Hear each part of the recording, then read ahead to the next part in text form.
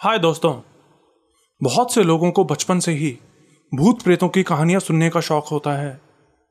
हम सभी बचपन से ही इस तरह की कहानियां सुनते आए हैं, लेकिन इनमें से ज्यादातर कहानियां सिर्फ मनगढ़ंत होती हैं। लेकिन मैं जो कहानी आज आपको सुनाने जा रहा हूं, यह मनगढ़ंत नहीं बल्कि बिल्कुल सच है। यह कहानी कुवैत नाम के एक देश की है, जिसे वहां के लोग बहुत सालों से सुनते आ रहे हैं।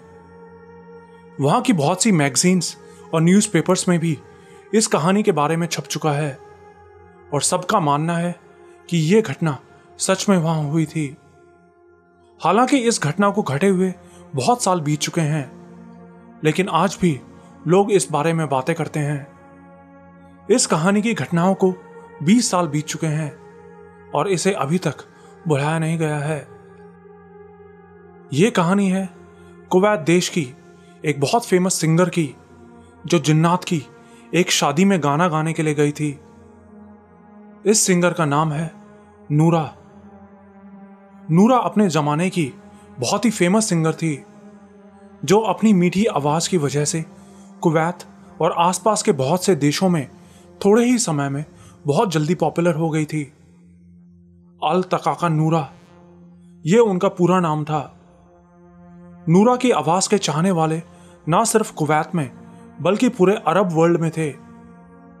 जिस जमाने में बड़े बड़े स्पीकर्स और साउंड इफेक्ट्स नहीं होते थे, उस जमाने में नूरा अपनी आवाज के बल पर लोगों को दीवाना बना देती थी। नूरा अपने पूरे बैंड के साथ बड़ी बड़ी शादियों में गाना गाने के लिए बुलाई जाती थी।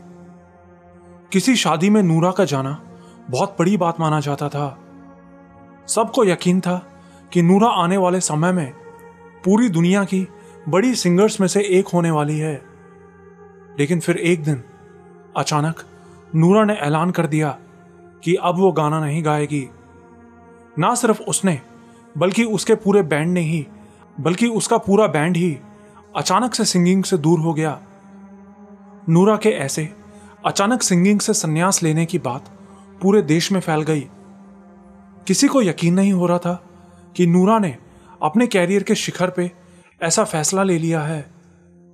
फ्यूचर के अपने सारे प्लान्स, सारे कॉन्ट्रैक्ट्स नूरा ने रातों रात हमेशा के लिए सब कुछ खत्म कर दिया।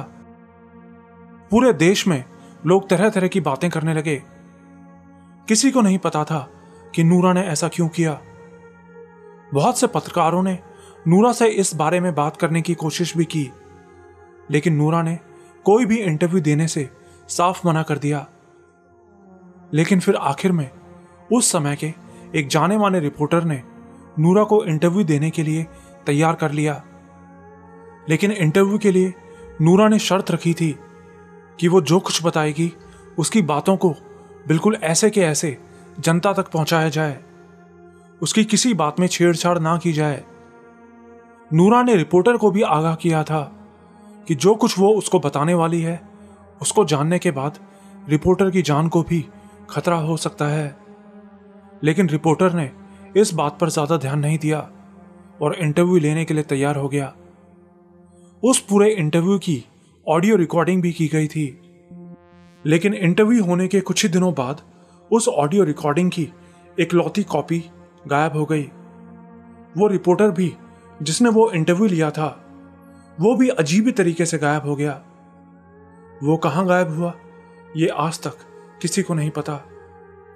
लेकिन गायब होने से पहले उसने जो बातें दुनिया के सामने रखी थी, वो सब मैं आपको अभी बताने जा रहा हूं।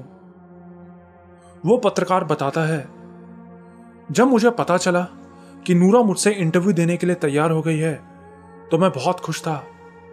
मैं जानना चाहता था कि नूरा ने अचानक सभी तरह की सिंगिंग से संन्यास क्यों ले लिया। मैं इस बात को लेकर भी खुश था कि दुनिया में मैं अकेला ऐसा रिपोर्टर हूं जिससे मिलने के लिए नूरा तैयार हुई थी। नूरा का घर एक बहुत ही पॉश एरिया में था, लेकिन उस दिन जब मैं उसके घर में गया तो मुझे हर जगह धुआं दिखाई दिया। और जब मैं उस जगह पर बैठा जहां उन्होंने मुझको बैठने को कहा था, तो मुझे अपने चारों तरफ कुरान की आयतें लिखी मिली। मुझे यह सब कुछ बहुत अजीब लग रहा था। तभी मेरी नजर नूरा की तरफ पड़ी, जो सामने एक कुर्सी पर बैठी थी, हाथ में एक कप गरम कॉफी लिए। उसका चेहरा पीला था, जैसे कि वो बहुत ज्यादा डरी हुई हो। यहां तक कि उसकी आवाज भी बदल गई थी। वैसी तो बिल्कुल नहीं थी जैसी हम हमेशा से सुनते आए थे। मैंने नोटिस किया कि सामने बैठी वो मुझे बहुत ध्यान से देख रही थी। मेरे कपड़े, मेरे हाथ पैरों को बहुत ध्यान से नोटिस कर रही थी। सच बताऊं तो उस वक्त मुझे बहुत अजीब लगने लगा था। मैं बस जल्दी से इंटरव्यू पूरा करना चाहता था। नूरा, आपके ऐसे अचानक सिंगिंग कैरियर को अलविदा कहने के पीछे क्या कारण छुपा है, क्या आप बताएंगी? मेरी बात सुन के नूरा अचानक से मेरी तरफ देखने लगी और फिर 2 मिनट जमीन पर देखते रहने के बाद नूरा मुस्कुराते हुए बोली, क्या आप सच में जानना चाहते हैं कि मैंने ऐसा क्यों किया?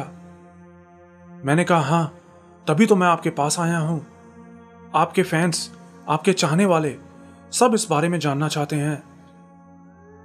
ठीक है, अगर आप जानना ही चाहते हैं तो मैं आपको बताती हूं, लेकिन आपको ये वादा करना होगा कि जो कुछ मैं आपको बताने जा रही हूं, आप इसको ईमानदारी से बिना छेड़छाड़ किए दुनिया के सामने पहुंचाएंगे और इस पूरे इंटरव्यू की आप ऑडियो रिकॉर्डिंग करेंगे।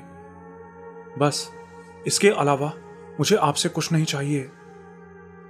मैंने नूरा की शर्तें मान ली और फिर नूरा ने अपनी बात शुरू की। एक दिन मुझे एक औरत की कॉल आई थी। वो औरत चाहती थी कि मैं उसकी इकलौती बेटी की शादी में शामिल हूं।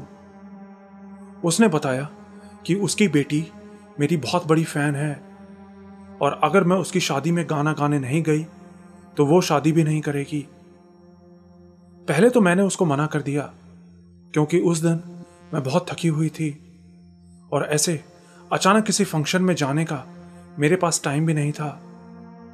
नॉर्मली ऐसे किसी फंक्शन में जाने से पहले मुझे अपने क्रू के साथ रिहर्सल करनी होती थी, लेकिन वो औरत फोन पर गिड़गिड़ा रही थी। वो चाहती थी कि बस मैं एक बार उसकी बेटी की शादी में आ जाऊं। बदले में वो मुझे मुंह मांगी फीस भी देने को तैयार थी। आखिर में मेरा दिल पसीज गया। मैंने उसकी बेटी की शादी की तारीख पूछी तो उसने बताया कि उसकी शादी आज ही होने वाली है। फंक्शन शाम 9 बजे से सुबह तक चलने वाला था। मेरा जाने का बिल्कुल भी मन नहीं था, लेकिन अब मैंने उसको हां कर ही दी थी। तो ना चाहते हुए भी मैंने अपने क्रू मेंबर्स को कॉल किया और रात के प्लान के बारे में बताया। मेरे क्रू मेंबर्स कभी मेरी बात नहीं टालते थे, इसलिए वो सब भी बिना बहस किए मेरे साथ जाने को तैयार हो गए। फिर शाम को हम सब लोग तैयार होकर उस एड्रेस पर पहुंचे जो मुझे दिया गया था। तो देखा कि वो तो एक बहुत ही बड़ा और आलीशान घर था। शहर से दूर एक सुनसान से इलाके में। पूरे घर को तरह तरह की लाइट से सजाया गया था। बच्चे खेलते भागते हुए दिख रहे थे। पूरा ग्राउंड मेहमानों से खचाखच भरा था। खाने के इतने आइटम्स लगे थे जो मैंने पहले कभी नहीं देखे थे। भीड़ इतनी थी कि हमें घर के अंदर जाने का रास्ता भी नहीं मिल रहा था।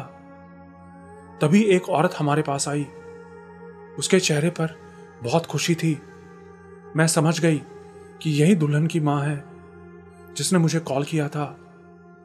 फिर वो हमें अपने साथ एक कमरे में ले गई।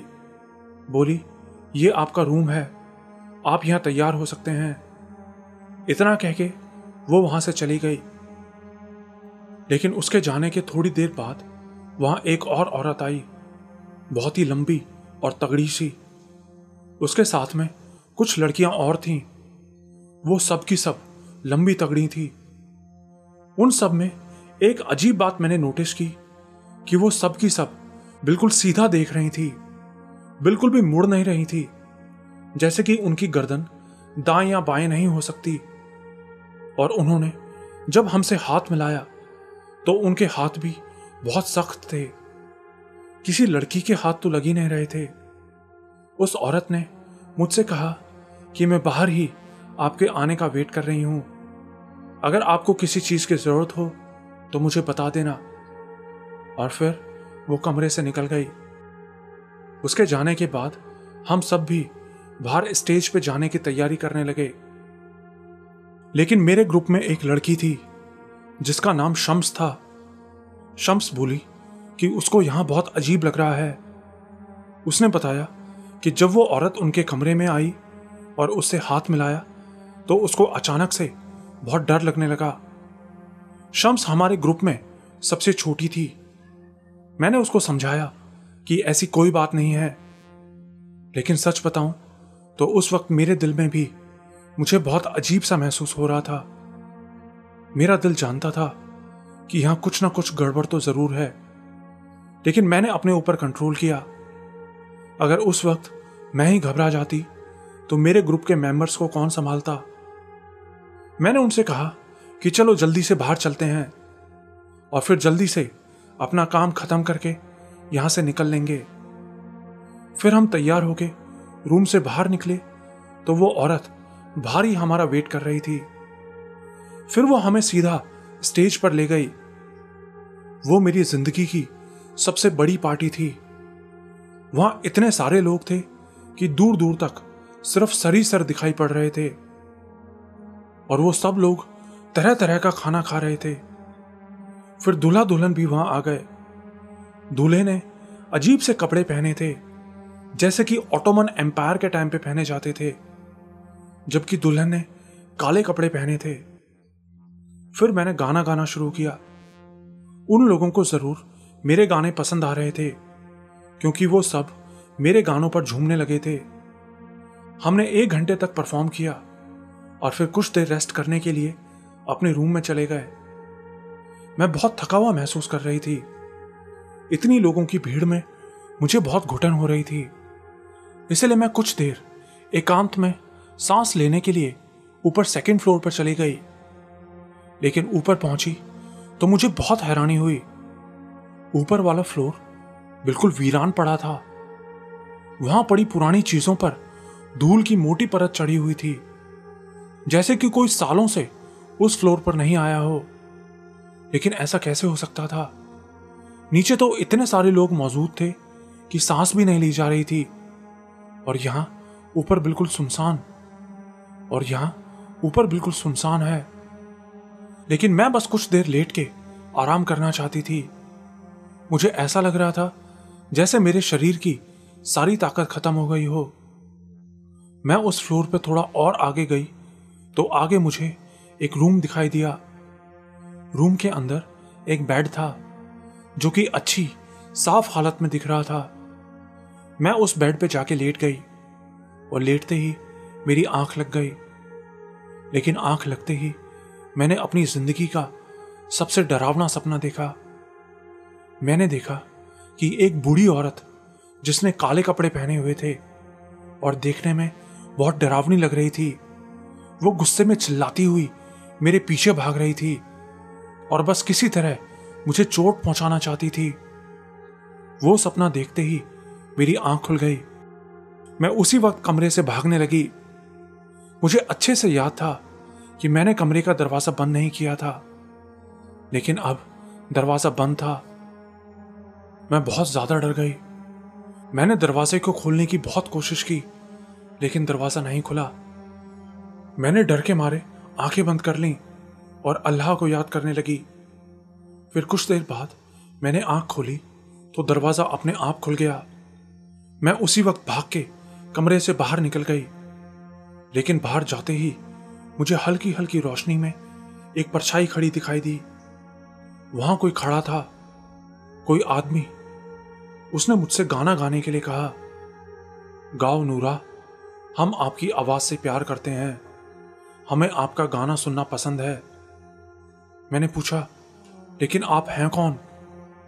तो वो बोला, मुझे तुम्हारी आवाज से प्यार है नूरा, इसलिए मेरे लिए गाओ।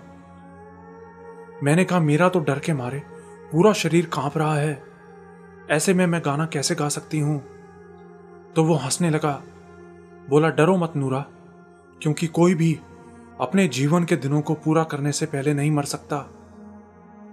फिर मैंने किसी तरह अपने आप को संभाला और सीधा वहां से भाग के अपने रूम में चले गई। रूम में पहुंची तो देखा कि मेरे ग्रुप की सब लड़कियां शम्स के चारों तरफ खड़ी उसको चुप करवाने की कोशिश कर रही थी। शम्स को रोता देख मुझे उसकी बहुत फिक्र होने लगी। मैं जल्दी से उसके पास गई और उससे पूछा तो शम्स बोली कि मैं इस जगह पे एक पल और नहीं रुकना चाहती। ये जगह ठीक नहीं है, ये लोग हमारी तरह इंसान नहीं है। मैंने कहा शम्स, तुम ऐसा क्यों कह रही हो? तो वो बोली कि जब आप कई देर बाद भी यहां वापस नहीं आई तो मैं आपको देखने के लिए ऊपर सेकंड फ्लोर पर गई थी। लेकिन ऊपर गई तो देखा कि वो फ्लोर तो बिल्कुल वीरान था, वहां कोई इंसान नहीं था, पूरे फ्लोर पर अंधेरा था। तभी मुझे वहां अंधेरे में कोई खड़ा दिखाई दिया। वो लग तो किसी इंसान के जैसा रहा था, लेकिन मुझे उसके शरीर से बहुत गर्मी निकलती महसूस हो रही थी। उसने मुझसे गाने के लिए कहा, लेकिन मैं गाना नहीं गा पा रही थी। मैंने वहां से भागने की कोशिश की तो उसने मेरे मुंह पर जोर से एक थप्पड़ मारा। नूरा, ये लोग इंसान नहीं हैं, ये जगह भूतों और जिन्नातों से भरी हुई है, हमें अभी यहां से निकल जाना चाहिए। शम्स ने रोते हुए मुझसे बोला। मैंने शम्स को अपने गले लगा के उसे चुप करवाया। मैंने अपने ग्रुप से कहा कि अगर हमें यहां से सही सलामत निकलना है तो जिस काम के लिए हमें यहां बुलाया गया है वो काम हमें पूरा करना ही पड़ेगा। शम्स बोली, हम यहां से चुपचाप भाग भी तो सकते हैं, मुझे इनके पैसे नहीं चाहिए। मैंने कहा पैसों की बात नहीं है, हमें नहीं पता हमारा सामना किन चीजों से हो रहा है। मैं नहीं चाहती कि हम ऐसा कुछ करें जिससे ये नाराज हों और हमें नुकसान पहुंचाने की कोशिश करें। हमें बस किसी तरह दिन निकलने का इंतजार करना है और तब तक इन लोगों को अपने गाने से बहलाए रखना है। फिर हम पांचों बाहर गए और अपना परफॉर्मेंस शुरू किया। वो सब लोग हमारे साथ गा रहे थे और नाच रहे थे। नाचते हुए पहले तो वो सब इंसानों की तरह ही दिख रहे थे, लेकिन 12 बजते ही उनका असली रूप सामने आने लगा।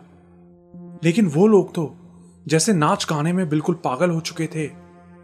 उनको कोई होश ही नहीं था, जैसे कि उन्होंने नशा कर रखा हो। बस तेज म्यूजिक की आवाज में झूमे जा रहे थे। और फिर नाचते नाचते वो लोग अपने कपड़े उतारने लगे। तब हमने उनके पैर देखे। उनके पैर इंसानों जैसे नहीं थे, बल्कि जानवरों के जैसे थे। मैंने देखा कि स्टेज के सामने नाचते हुए अपने बाल पकड़ के खींचने लगी। उसके सारे बाल उसके हाथ में आ गए। मुझे लगा शायद वो विग होगी, लेकिन फिर मुझे उसके सिर से खून निकलता दिखाई दिया। लेकिन उसको कोई दर्द नहीं हो रहा था, वो बस पागलों की तरह नाचे जा रही थी। धीरे धीरे उन सबके गाने की आवाजें हमसे भी तेज हो गईं। अब पूरे ग्राउंड में सिर्फ उन्हीं की आवाजें गूंज रही थी। वो लोग हमारी समझ के बाहर के ही शब्द बोल रहे थे। मैं अपने ग्रुप से आंखों आंखों में बात कर रही थी। मैंने उनसे कहा कि चाहे कुछ भी हो, गाना बंद नहीं होना चाहिए। शम्स सबसे पीछे खड़ी थी। मैंने उससे कहा कि तुम भूल के भी आगे मत आना। मुझे पता था अगर उसने वो सब देख लिया तो वो डर के मारे वहीं बेहोश हो जाएगी। हम बस गाते रहे और सुबह होने का इंतजार करते रहे।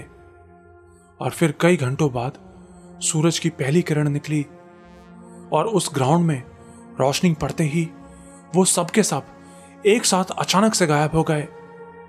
पूरे ग्राउंड में अचानक से भयानक सन्नाटा फैल गया। हमारे पास भागने का यही मौका था। हम उस घर से निकले और अपनी पूरी ताकत से भागने लगे। वो घर जो रात में रोशनी में जगमगा रहा था अब एक खंडर में बदल चुका था। हम भागते रहे। फिर एक जगह हमको दूर अंधेरे में एक आदमी जाता दिखाई दिया। शम्स ने आवाज मार के उस आदमी को रुकने को कहा। मुझे डर लग रहा था कि कहीं ये भी उन्हीं में से एक तो नहीं है। लेकिन वो कोई बूढ़ा शेख था। वो हमारे पास आया और हमसे पूछने लगा, तुम लोग कौन हो और इतनी देर रात यहां क्या कर रही हो? तुम लड़कियों को यहां इस समय नहीं होना चाहिए। तभी मेरे ग्रुप की एक लड़की आगे आई और मेरी तरफ इशारा करते हुए बोली, ये नूरा है, आप इसे नहीं जानते क्या? हम सब यहां एक शादी में गाना गाने आए थे। बूढ़ा आदमी हैरानी से बोला, शादी में? कहां थी शादी? वो बोली, पीछे एक बहुत बड़ा घर था जो पूरा सजा हुआ था। आप उस घर को नहीं जानते क्या? बूढ़ा आदमी बोला, अगर जानता होता तो तुमसे क्यों पूछता? तो उसने उस तरफ इशारा करके उस घर के बारे में बताया। तो बूढ़ा आदमी हैरानी से बोला, तुम उस घर में गए थे? वो घर तो ना जाने कितने सालों से खाली पड़ा है, वहां तो कोई नहीं रहता। हमने कहा, हम सच कह रहे हैं, हमें उसी घर में बुलाया गया था।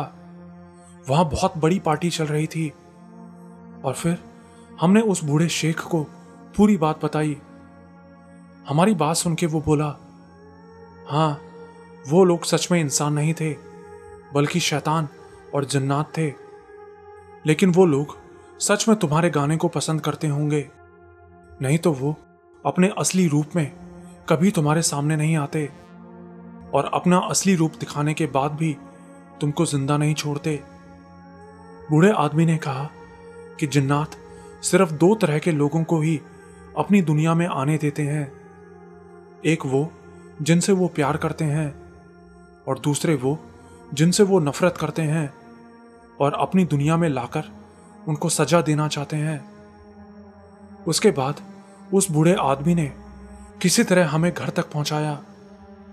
लेकिन उस रात के बाद से मैं अब भी रात में जब भी सोने की कोशिश करती हूं तो मेरी आंखों के सामने उसी बूढ़ी औरत का चेहरा आ जाता है जो उस घर में मैंने सपने में देखी थी।